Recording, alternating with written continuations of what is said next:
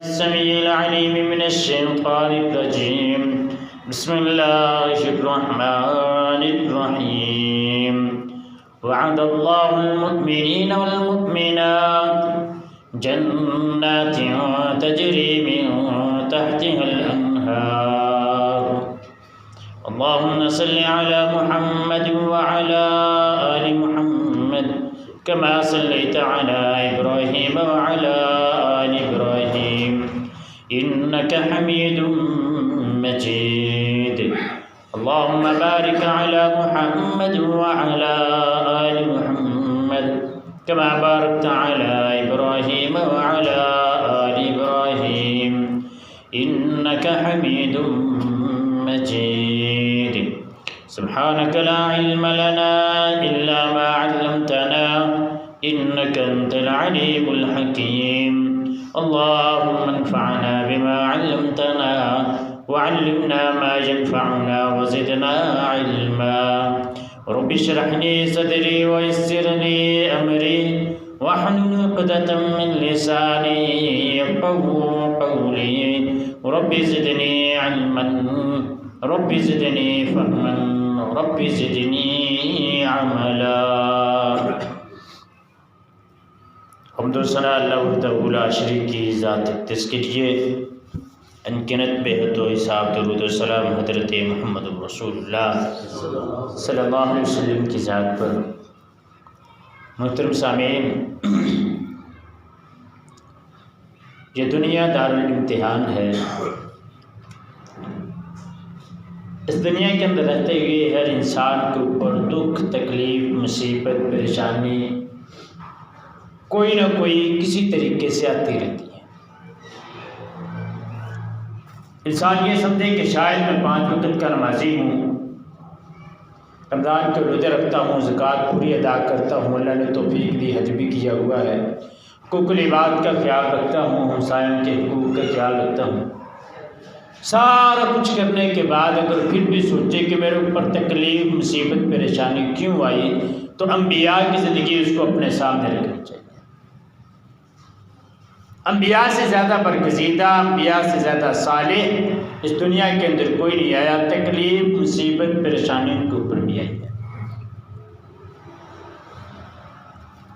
تکلیف، مصیبت، پریشانی انبیاء کے اوپر بھی آئی ہے، تو پھر ہر انسان کے اوپر لازم ہے کہ وہ جتنا بھی نیک ہو اس کے اوپر پریشانی اور مصیبت آئے۔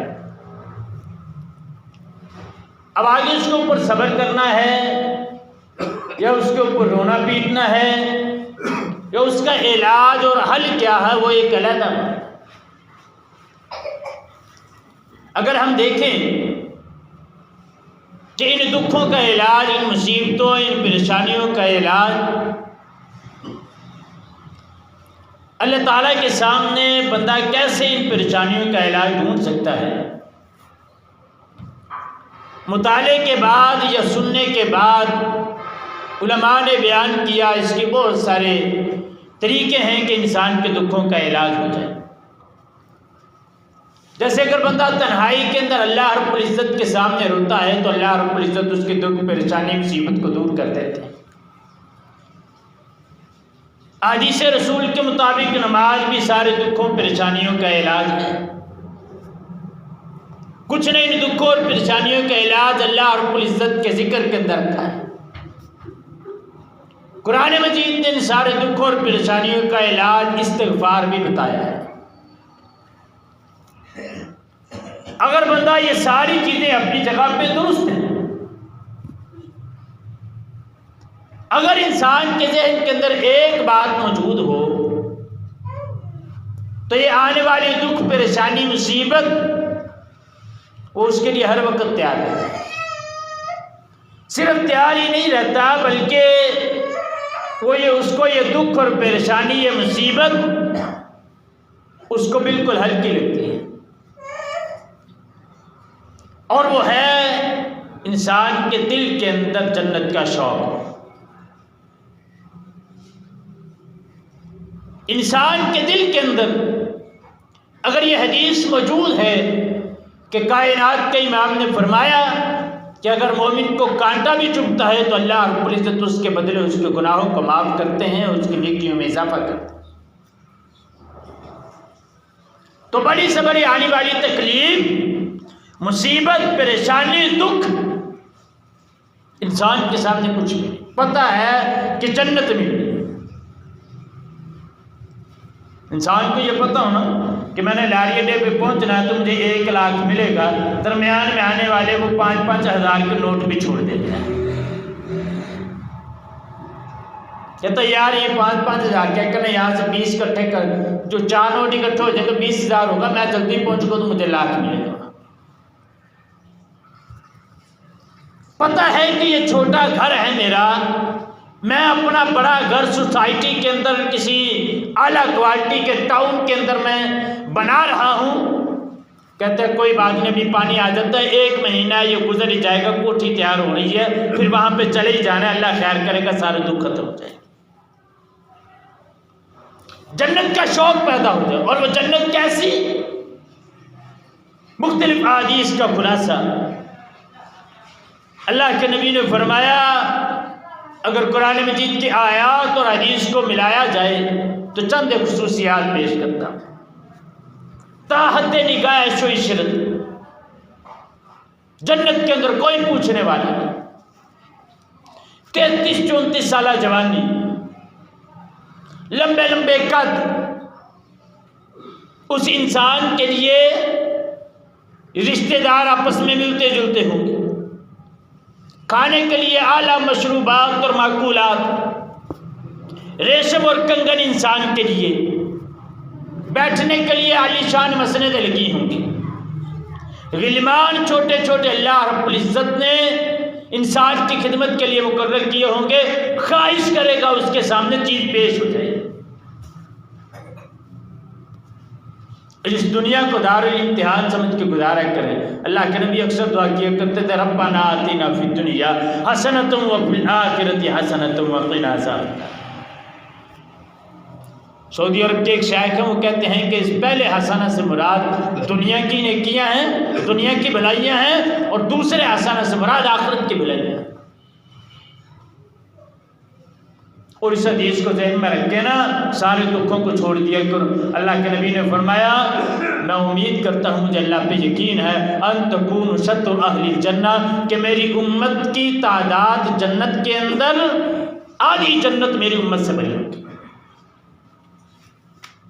آدھی جنت میری امت سے بھری ہوگی، اتنی تعداد میری امت کی جنت کے اندر جائے گی۔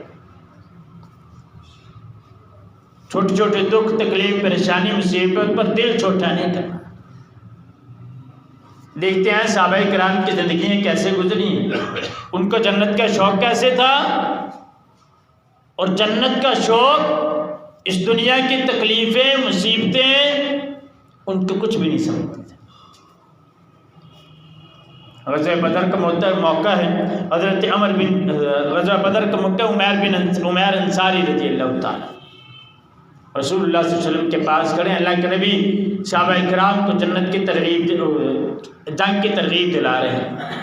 ساتھ اللہ کے نبی نے فرمایا، قوموا الی جنت عرضها السماوات والارض، اس جنت کی طرف بڑھو جس کی چوڑائی زمین و آسمان کے برابر ہے۔ حضرت عمیر انصاری پاس کھڑے ہیں، واہ واہ کہنا شروع کر دیا۔ اللہ کے نبی نے فرمایا، عمیر تجھے کیا ہوا ہے؟ فرمایا، اللہ کے نبی آپ نے بات کی ہے نا تو مجھے شوق پیدا ہوا ہے جنت کا، اس وجہ سے میں نے ایسے کہا۔ عمیر انصاری کو اللہ کے نبی فرماتے ہیں، فَإِنَّكَ مِنْ أَهْلِهَا، اے عمیر تو جنت والوں میں سے، فَإِنَّكَ مِنْ أَهْلِهَا، اے عمیر تو جنت والوں میں سے ہے۔ حضرت عمیر رضی اللہ تعالیٰ عنہ کھڑے تھے، توشہ دان سے کھجوریں نکالی، کھجوریں نکال کے کھانا شروع کر دی۔ ساتھ ہی ذہن کے اندر خیال آیا، حدیث کے الفاظ ہیں، لَإِنْ أَنَا حَيِّيتُ حَتَّى آكُلَ التَّمَرَاتِ، کہنے لگے کہ میں اتنی زین زندہ رہا کہ میں کھجوریں کھاتا رہا، إِنَّهَا لَحَيَاتٌ طَوِيلَةٌ، یہ تو زندگی بہت لمبی ہو جائے گی۔ کھجوریں پھینک دی، جنگ کے اندر شامل ہو گئے، شہید ہو گئے، اللہ رب العزت کی جنت کے اندر چلے گئے۔ اگر اس طرح کا شوق پیدا ہو جائے تو یہ دنیا کی زندگی جس کے لیے دعائیں کرتے ہیں نا، یا اللہ زندگی لمبی ہو، دعا کرنی چاہیے، میں یہ نہیں کہتا دعا نہیں کرنی، تو پھر اس دنیا کی زندگی کا شوق نہیں رہتا۔ یہ زندگی بڑی لمبی ہے، آزمائشیں، تکلیفیں، مصیبتیں ہوتی ہیں سب، جنت کا شوق پیدا ہو جائے پھر اس دنیا کی طلب نہیں رہتی انسان کی۔ دوسرے صحابی غزوہ احد کا موقع ہے، عمر بن جموح رسول اللہ صلی اللہ علیہ وسلم کے صحابی ہیں، اللہ کے نبی کی خدمت میں حاضر ہوئے، فرمانے لگے اللہ کے نبی ارأیت ان قاتلت فی سبیل اللہ حتی اقتل امشی برجلی ہذہ صحیحۃ فی الجنہ۔ ایک ٹانگ سے لنگڑے ہیں، اللہ کے نبی کے پاس آتے ہیں، اللہ کے نبی آپ کیا کہتے ہیں اس بارے میں کہ میں اللہ رب العزت کے راستے میں لڑوں یہاں تک کہ میں شہید کر دیا جاؤں، میں شہید ہو جاؤں، تو کیا میں جنت کے اندر صحیح ٹانگ کے ساتھ جنت کے اندر جاؤں گا؟ اللہ کے نبی نے فرمایا ہاں عمر بن جموح، اگر تو اللہ رب العزت کے راستے میں شہید ہوگا نا تو جنت کے اندر تیری ٹانگ درست ہوگی، تو درست ٹانگ کے ساتھ جنت کے اندر جائے گا۔ عمر بن جموح احد کے مقام کے غزوہ احد میں شہید ہوئے، اور رسول اللہ صلی اللہ علیہ وسلم نے فرمایا کہ میں عمر بن جموح کو دیکھ رہا ہوں کہ وہ جنت کے اندر صحیح ٹانگ کے ساتھ داخل ہوا ہے۔ اتنا شوق کہ غزوہ خندق کا موقع ہے، اللہ کے نبی کے پاس صحابی آتے ہیں، اللہ کے نبی پیٹ کے اوپر ایک پتھر باندھا ہوا ہے، اللہ کے نبی نے اپنے قمیض اٹھایا، فرمایا میں نے 2 پتھر باندھے ہوئے ہیں، اور ساتھ کیا فرمایا لا عیش الا عیش الاخرہ، یا اللہ اگر زندگی ہے تو آخرت کی زندگی ہے، دنیا کی زندگی کوئی حیثیت نہیں، لا عیش الا عیش الاخرہ، زندگی آخرت کی زندگی ہے۔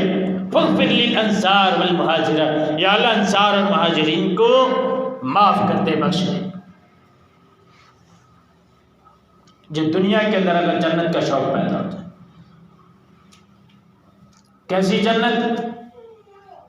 انشاءاللہ 2 حدیث آخر میں بیان کروں، باقی تو پھر کبھی انشاءاللہ موقع ملا تو جنت کی خصوصیات بیان کریں گے، انشاءاللہ مزہ آئے گا، آپ کو بھی بتائیں گے کہ کیسے آپ پڑھیں جنت کے تذکرے جو قرآن مجید میں اللہ رب العزت نے کیے۔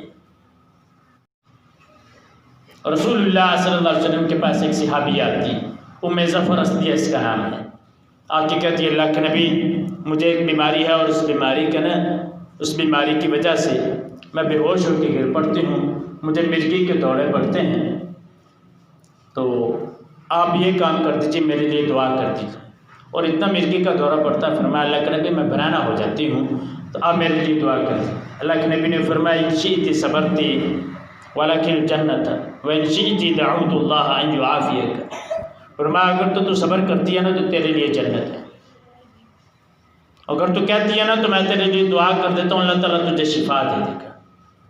حدیث کے الفاظ ہیں، ام ظفر اسدیہ نے سوچنے کا موقع نہیں، ساتھ کہا اصبر کا ترجمہ یہ ہوتا ہے گرامر کے حساب سے میں صبر کرتی ہوں اور کرتی رہوں گی، اللہ کے نبی میں صبر کرتی ہوں کرتی رہوں گی، آپ میرے لیے شفا کی دعا نہ کیجئے، لیکن اللہ کے نبی ایک دعا کر دیجیے۔ فرمایا وہ کون سی دعا؟ فرمایا اللہ کے نبی جب مجھے دورہ پڑے نا تو میرے جسم سے کپڑا نہ ہٹے، میرا جسم برہنہ نہ ہو، باقی جس طرح کی تکلیف آئی کہ میں جنت کے لیے سارا کچھ برداشت کروں۔ یہاں پہ ایک مسئلہ اور بھی واضح ہو گیا کہ شفا اللہ کے نبی نہیں دے سکتے۔ اللہ کے نبی کے پاس صحابی آئیے، اس نے آ کے یہی کہا ہے کہ اللہ کے نبی اللہ سے دعا کر دیجئے اللہ مجھے شفا دے دے۔ اللہ کے نبی شفا نہیں دے سکتے، ساتھ جنت کا شوق اس صحابیہ کا اتنا ہے کہ مرگی کا دورہ برداشت ہے جنت کی خاطر۔ اللہ کے نبی بس ایک دعا کرتے کہ میں برہنہ نہ ہوں، باقی جتنی تکلیف آئے گی مصیبت آئے گی برداشت کر لوں گی۔ کتنا حوصلہ ہے، کتنا شوق ہے جنت کا۔ ہمارے اوپر تھوڑی سی تکلیف آ جائے، مصیبت آ جائے، یقین کریں ایسے ایسے بزرگ ہوتے ہیں 70 سال کی عمر ہو گئی ہوتی ہے، بیمار پڑے پوچھ رہے کیا جناب کیسی طبیعت، بس کی دسی ایویں ننگے تجھے 70 سال اللہ تعالیٰ نے زندگی دی جب تجھے کوئی نعمت نہیں دی کہ تو اس کا شکر ادا کر سکے. جنت کا شوق دیکھنی. مستد احمد کی حدیث رسول اللہ صلی اللہ علیہ وسلم کی بہت پیاری حدیث, بہت پیارا واقعہ. اللہ کے نبی کے پاس ایک آدمی ہے, آگے کہتا ہے اللہ کے نبی فلاں آدمی کا جو باغ ہے نا اور میرا باغ وہ اکٹھے ہیں, ایک کھجور ہے راستے میں آتی ہے وہ اس کی ہے, میں دیوار کرنا چاہتا ہوں, اگر میں دیوار کرتا ہوں نا تو دیوار ٹیڑھی ہوتی ہے, اس کو بولیں کہ وہ کھجور مجھے دے دے تو میری دیوار سیدھی ہو جائے. اللہ کے نبی نے اس آدمی کو بلایا, بلا کے کہا کہ ادھر آؤ, بات سنو. بٹھایا, کہا کہ وہ جو ایک کھجور ہے نا وہ تو اس کو دے دینا, میں تجھے جنت کی ایک کھجور لے کے دے دوں گا, جنت میں تجھے کھجور کا درخت لے دوں. وہ بات سمجھ نہ سکا, بات سمجھ نہ سکا, کہنے لگا اللہ کے نبی نہیں میں نے دی, کیونکہ اس کا ذاتی معاملہ تھا. اللہ کے نبی نے کبھی اس طرح زور نہیں دیا. وہ اٹھ کے چلا گیا. پاس ایک صحابی اللہ کے نبی کا ابو دہدہ بیٹھا ہوئے ہیں, بیٹھ کہتا اللہ کے نبی اگر یہ جنت یہ کھجور کا درخت اگر کوئی اور لے کے دے دے اس کے لیے بھی یہی آفر ہے کہ اس کو جنت کے اندر درخت ملے گا؟ فرمایا ہاں ملے گا. ابو دہدہ اٹھے, اس آدمی کے گھر پہنچ گئے. پہنچے, جا کے اس کو کہا ابو دہدہ نے اس کو کہا مجھے جانتے ہیں؟ ہاں جانتا. کون؟ ابو دہدہ. میرا مال کتنا ہے؟ کہتا مدینے کے اندر سب سے اچھی کھجوروں کا باغ تیرا ہے. کتنی کھجوریں ہیں؟ 600 کھجوروں کا باغ. اچھا پتہ ہے تجھے؟ ہاں جی. تاجر آتے ہیں تو سب یہی پوچھتے ہیں کہ ابو دہدہ کے کھجوروں کی, ابو دہدہ کے باغ کی کھجوریں کون سی ہیں, وہی لیتے ہیں آگے. اتنا اچھا باغ. کہا اچھا. کہا وہ جو کھجور اللہ کے نبی نے تجھ سے مانگی ہے وہ کھجور مجھے دے دے, 600 کھجوروں کا باغ میں تجھے دیتا ہوں. کہا اچھا یہ بات. کہا ہاں. سودا منظور؟ پکا. سودا پکا ہو. ابو دہدہ کھجوروں 600 کھجوروں کا باغ, پاگل, ایک کھجور کے بدلے دے کے آ گیا. اللہ کے نبی کی خدمت میں حاضر. فرمایا اللہ کے نبی کھجور دے دی میں نے, سودا پکا کرے جنت کے اندر ایک کھجور کا. اللہ کے نبی نے فرمایا کم من اسکن لوداع نبی دہدہ. فرمایا ابو دہدہ کے لیے جنت کے اندر میں کھجوروں کا جھنڈ دیکھ رہا ہوں, ایک کھجور کی تو اب بات ہی نہیں رہی, کھجوروں کا جھنڈ دیکھ رہا ہوں. اللہ کے نبی کی خدمت سے دوڑے, باغ کے باہر کھڑے ہوئے. باغ کے اندر پانی کا انتظام بھی تھا, کنواں بھی لگا ہوا تھا, بڑا پیارا باغ تھا ابو دہدہ کا. گھر کے اندر یہ اس باغ کے اندر ہی اپنا گھر بھی بنایا ہوا ہے, بیوی بچہ بھی اسی میں رہتے ہیں. باہر سے کھڑے ہو کے آواز دی ام دہدہ جی کیا بات ہے, بچوں کو لے کے باہر آ جاؤ. کہا کیوں؟ کہا میں نے اس باغ کو سودا کر دیا ہے. کس کے ساتھ سودا کیا ہے؟ کہا جنت کی ایک کھجور کے بدلے میں 600 کھجوروں کا باغ دے دیا ہے. بیوی بھی بڑی گئی تھی. اس نے کہا کہ ٹھیک ہے اگر یہ سودا کر لیا تو منظور ہے. بچوں کو اٹھایا ویسے ہی, سارا کچھ وہیں پہ چھوڑا. حدیث کے الفاظ ہیں اس ام دہدہ نے بچوں کی جیب کے اندر بھی دیکھا کہ کوئی کھجور ان کی جیب کے اندر تو نہیں, اب تو سودا ہو گیا ہے. جیبوں کی تلاشی لے کے خالی کر کے باغ سے باہر آ گئی. کہتی اگر جنت کے اندر کھجور ملی ہے تو یہ کیا چیز ہے؟ اگر انسان کو جنت کا شوق ہو, دنیا کے مال کی کوئی حیثیت نہیں اس کے ساتھ, اکٹھا جتنا مرضی کر لے, رہنا یہیں پہ کیا, کسی نے پیچھے ساتھ نہیں لے کر. جنت کا نظارہ کرنا ہو نا کبھی کہ جنت کے اندر کیسی سہولتیں ہوں گی, کیا ہوگا وہاں پہ. قرآن مجید کی سورہ الرحمن کا آخری رکوع اور سورہ واقعہ کا پہلا رکوع زبانی بھی یاد کر لے اور ترجمہ بھی اس کا یاد کر لے. کہیں سفر میں ہوں, کہیں گھر بیٹھے ہوں اکیلے, کبھی اس کی تلاوت لگا لی, کبھی خود تلاوت کر لی, ترجمہ اس کا کھول کے ذرا سامنے رکھیں. اللہ رب العزت نے جنت کا کیسا نقشہ کھینچا ہے, انشاءاللہ ایمان تازہ ہو جائے گا. سورہ الرحمن کا آخری رکوع, سورہ واقعہ کا پہلا رکوع, اللہ رب العزت نے جنت کی نعمتوں کا تذکرہ کر کے ایمان تازہ کیا ہے. ذرا پڑھیں اس کے ترجمے کو، یاد کریں ان دونوں رکوعوں کو، دونوں رکوع یاد کر کے اس کا ترجمہ یاد کریں، انشاءاللہ مزہ آئے گا۔ یہ جنت کا شوق ہے۔ رسول اللہ صلی اللہ علیہ وسلم کے پیارے خادم حضرت انس رضی اللہ تعالیٰ، آپ کے چچا کا نام ہے انس بن نضر، وہ کہتے ہیں اللہ کے نبی کو، اللہ کے نبی میں غزوہ بدر میں حاضر نہیں ہوا تھا، میں غزوہ احد میں حاضر ہونا چاہتا ہوں۔ فرمایا ٹھیک ہے حاضر ہو جاؤ۔ غزوہ احد میں حاضر ہو گئے۔ جب غزوہ احد کے اندر ایک مرتبہ جنگ کے حالات تبدیل ہوئے تو انس بن نضر پیچھے تھے، آگے کو بڑھنا شروع کر دیا، تلوار اٹھائی، آگے کو بڑھنا شروع کر دیا۔ آگے کو بڑھے تو دیکھا سعد بن معاذ رضی اللہ تعالیٰ عنہ آگے۔ سعد بن معاذ کو کہتے ہیں، سعد بن معاذ کہتے ہیں کہ کہاں جا رہے ہو انس بن نضر؟ فرمایا میں ان دو پہاڑوں کے درمیان جنت کی خوشبو دیکھ رہا ہوں، جنت کی خوشبو کو پا رہا ہوں، اور اسی طرح لڑتے لڑتے اللہ رب العزت کے راستے کے اندر شہید ہوں۔ کتنا جنت کا شوق ہے۔ جنت کا شوق کیوں نہ ہو؟ رسول اللہ صلی اللہ علیہ وسلم کی پہلی حدیث، آپ نے فرمایا کہ مومن کے لیے جنت کے اندر ایک خیمہ ہوگا۔ خیمہ کس طرح ہوگا؟ موتی کی طرح ہوگا، اور اس کے 4 دروازے ہوں گے۔ فرمایا اس کی جو چوڑائی ہوگی یا اس کی موٹائی ہوگی، فرمایا 60 میل 60 میل تک ہوگی اس کی، اس خیمے کی لمبائی یا اس کی موٹائی۔ فرمایا فی کل زاویۃ منها اہل ما يرون الاخرین یطوف علیہم المؤمن۔